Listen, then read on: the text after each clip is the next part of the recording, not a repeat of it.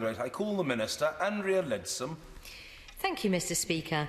Well, firstly, I'd like to congratulate my honourable friend, the member for Bristol North West. This is an incredibly important area, and she's presented her case very eloquently. I would like to reassure the House that the Government is committed to helping to ensure that the most vulnerable people in society have access to the banking services they need. That's why we took action to tackle payday loans by placing a duty on the FCA to impose a cost cap. And the Treasury, as widely reported, has been in discussions with the banks on improving the minimum standards for basic bank accounts. And only a few weeks ago, I hosted a roundtable meeting myself with senior executives from the UK's major banks. As part of that discussion, I set industry the challenge of coming up with new and innovative ways that ATMs can be used to offer a wider range of banking services to consumers. And I look forward to hearing back from them later this month. But one of the most fundamental of banking services, the subject that my honourable friend raised this evening, is the ability for customers to be able to withdraw their own money conveniently and free at ATMs. Now, it was 44 years ago that the Enfield Town branch of Barclays Bank opened the first ever automated cash machine in the world, another first for the British retail banking industry. And since then, the ATM sector in the UK has been in constant progress.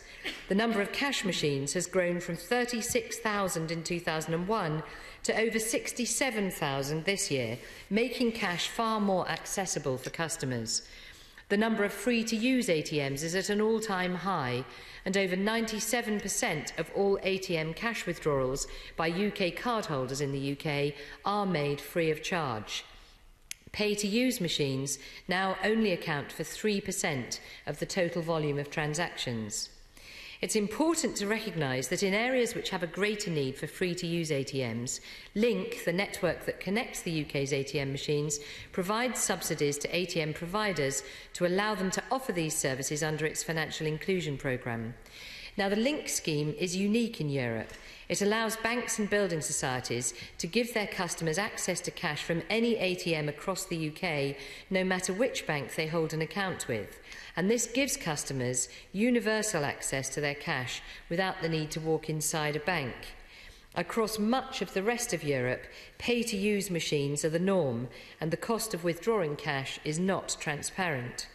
By contrast, as I've said, the vast majority of machines in the UK are free to use, and those which are not have to be very transparent with their pricing as per Link rules. So ATM customers typically get a good deal in the UK. However, as my honourable friend has quite rightly pointed out, there are some cash machines that do charge customers for the withdrawal of cash. These machines are typically operated by independent non-bank providers who install ATMs in areas with low footfall, and they do tend to be in rural or less well-off communities where banks feel it's not commercially viable to operate a free-to-use machine. The fees they charge do need to be completely transparent prior to the customer withdrawing cash. And the reason for independent ATM machines charging these fees is so that offering the service remains commercially viable. If independent ATMs couldn't charge, it might mean that they withdraw entirely from these sites, which would risk leaving these rural and more vulnerable communities with reduced access to cash. However, I do completely understand the concerns of my honourable friend and the honourable member opposite regarding pay-to-use machines in less well-off communities. I'm well aware that it's precisely in those disadvantaged communities that people most need affordable cash machines nearby without having to take public transport several miles to use one. And I know that many honourable members have made compelling cases for areas in their own constituencies, and the Right Honourable Member for Birkenhead has certainly made representations to me in the past too. So I'm pleased to inform honourable members that there is a programme of work currently underway to address exactly this issue. Link has developed the Financial Inclusion Programme, which sets up free-to-use ATM machines in areas where they're most needed. This programme provides subsidies of £1 million per annum to ATM operators to allow them to operate commercially viable, free-to-use ATMs. The cost of this subsidy is shared out amongst Link members. 1,400 target areas now have access to an industry-subsidised ATM through this programme, mainly in rural and less well-off places. In the remaining difficult locations, such as areas with low population or those with a lack of suitable installation sites, Link has launched specific individual projects to address this and reports regularly to the government on progress. I will give way. Minister, one of the places where those ATMs could be set up, because there are lots of them, are post offices. And I know I've had some discussions with the banks and to do with this issue in Northern Ireland. And I'm just wondering, has the Minister given any consideration to the setup of those ATMs in post offices where they will be accessible for the people of the rural communities? Well, I'm grateful to the honourable gentleman for raising that point. In fact, that was precisely one of the issues, the challenges I gave to the banks when I had my round table recently, was what more they could do to put ATMs into easy-to-access sites such as post offices and supermarkets and the like. So I think he raised a very good point. So my honourable friend is quite right to question the fairness of pay-to-use machines in less well-off areas. However, where customers feel an area is lacking a free-to-use ATM, Link have made a commitment to assess that location for suitability of establishing a free-to-use ATM.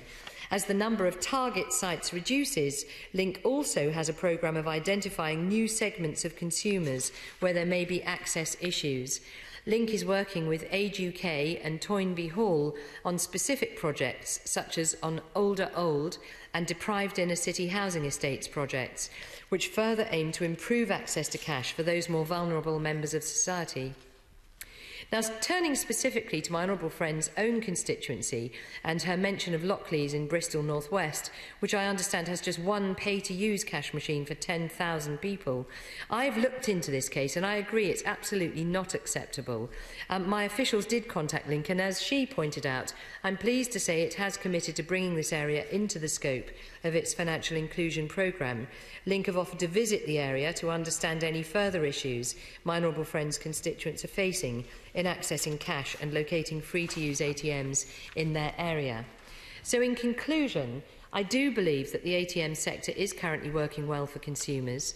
The number of pay-to-use machines is low, with only 3% of transactions made from these ATMs, and the availability of free-to-use machines continuing to rise. Link membership rules offer consumer protection, particularly with regards to transparency of fees. And industry is taking action.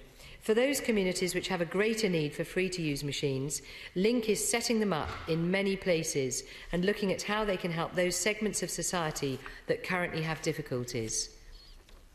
So I would like to once again thank my honourable friend for raising these important issues and for bringing it to the attention of the House.